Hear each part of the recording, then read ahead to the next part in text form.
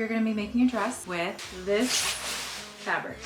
So I put up a poll on my Instagram and had, I think, 4 options for this taffeta. I'm actually going with the number 2 pick, which is a Kika Vargas dress, and it has a low V-neck in the front, a really poofy bubble skirt, and these really dramatic ruffly sleeves. So my plan is to drape a pattern on my dress form because I don't have one that's quite close enough to hack, and I think I only need to drape the bodice because the skirt is like a big gathered rectangle with a bubble hem, and then the sleeves look like just like big gathered rectangle. I think the trickiest part is going to be drafting the bodice and getting that to fit right, and then the rest is just rectangles.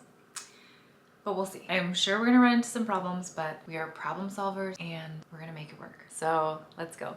So I got out my cotton muslin from Mood and I just ripped a few pieces so that I had smaller ones to work with and just started draping it on my dress form. I taped out the design a little bit earlier and just went for it. I am totally an amateur with draping, but I find it so fun and it is such a cool thing to be able to just create a pattern using your dress form. I love it.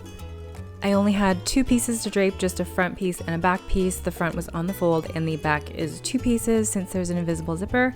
And then I steamed it and removed it. Then I used those pieces to make my pattern on paper, and then I was ready to cut out my fabric.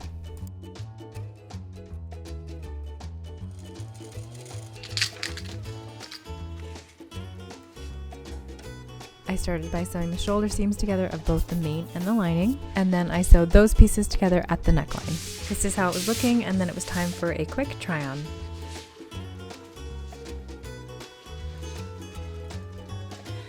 My baby just woke up. I swear he knows when I'm gonna film, so I will say this quickly because I have to go get him. I got a bit more done. I have the bodice sewn together, lining and the main.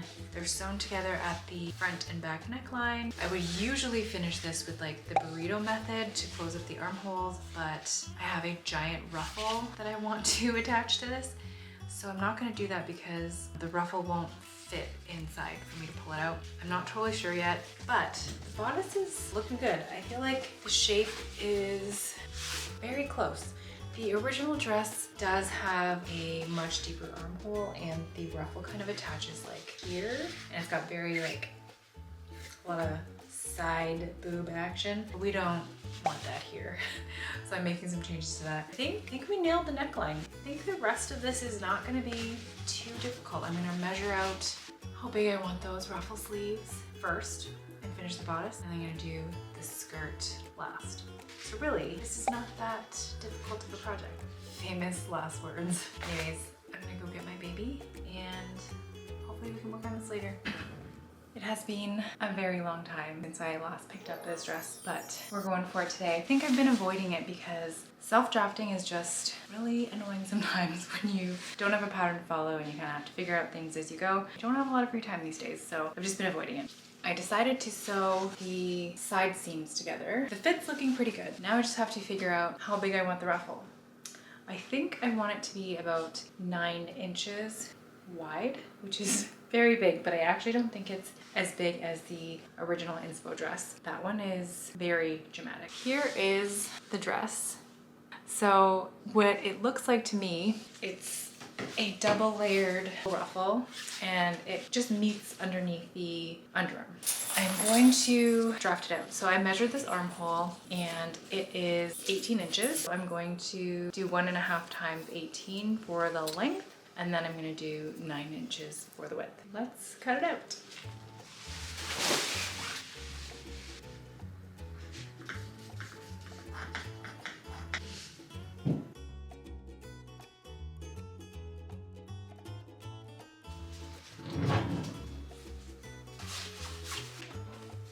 Ta-da! I'm really surprised that it worked out so well. I feel like it looks great. Now that I'm looking at it like this, it looks weird. It looks like a big tube coming out of the armhole. So I think I'm going to cut the armhole down, have the ruffle be more similar to the inspo dress because this isn't working. We're gonna think about it, but I have to go to my son's kindergarten graduation right now, but I will be back. So I did a bunch of work on the dress last night. but I couldn't film it because I was way too tired and my kids put up the biggest fight going to bed, so I was just not able to film and work on things. But I'm gonna show you how the dress is looking now. So here she is. This is the original bodice, obviously, and this is the sleeve that I cut first, and it wasn't long enough. I have quite a shallow armhole, like a regular armhole on this dress, and I think it's too shallow. I think it needs to be quite deep. And this was my attempt number 2. I think I have to recut the bodice. I'm gonna separate front bodice into 2 pieces and the back bodice into 2 pieces. So I'm gonna make the armhole much deeper here. And then this ruffle will be sandwiched in the middle. And the second thing I realized is I cut a big rectangle for this one first, and I sewed them right sides together, but I realized it doesn't give enough volume on the outside of the ruffle. The original dress, I think, is done like this, where it's one piece and it's folded. So it gives it even more poof. And I interfaced the entire piece. I'm gonna recut the bodice now and resew it, and then it's pretty much done because the bottom is just a gathered rectangle. So the hard stuff is over. It's actually comical, or maybe it's sad, rewatching and editing this video back, because I keep reassuring myself that the hard part is over and the rest is easy and it's just rectangles, but in reality that could not be further from the truth. But I digress. This is how I split my bodice into 2 pieces. I just drew my seams in and added seam allowance and then cut my new pieces.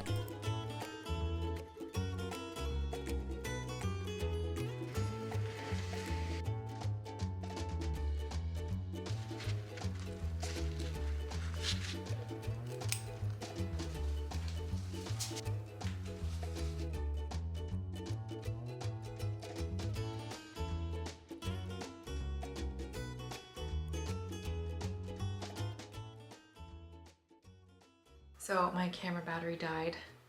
I went ahead and sewed it up because I couldn't wait for my battery to finish charging. So I've gotten it sewn on and it actually looks really good. It's looking a lot like the inspo photo. It's not exactly the same, but it definitely gives the same effect. But I've run into a problem. I'll try to show you a close-up shot to sort of like explain what's happening. So now I'm taking an ice cream break, which is very much needed. Okay. This is what it looks like. I probably should interface this, but I didn't. So if you can tell what's happening, I sewed this ruffle in between the princess seams on the outer bodice. So then the lining is free. And then the lining was sewn together just by itself. So I can use the seam allowance of the lining at the top of the armhole, but then when you get down here, you can't do that because it's not the same. Yeah, I don't even know what can be done. Thinking maybe the only thing I can do is bind it with some bias tape. You might see it like a tiny bit, but really this ruffle is so big and that's like gonna be in your armpit. I really don't think it's gonna be visible or that people will care. We do what we have to do. So I closed up that open seam with some hand sewing and bias binding, and then we moved on to cutting another ruffle for the other side. I ended up doing a bit of a tapered rectangle shape. It's a little bit wider in the middle and tapered towards the ends. Originally, I had started with just a regular rectangle, but when I sewed it on, I realized it looked a little bit better when it tapered down, just when it came down close to the bust line.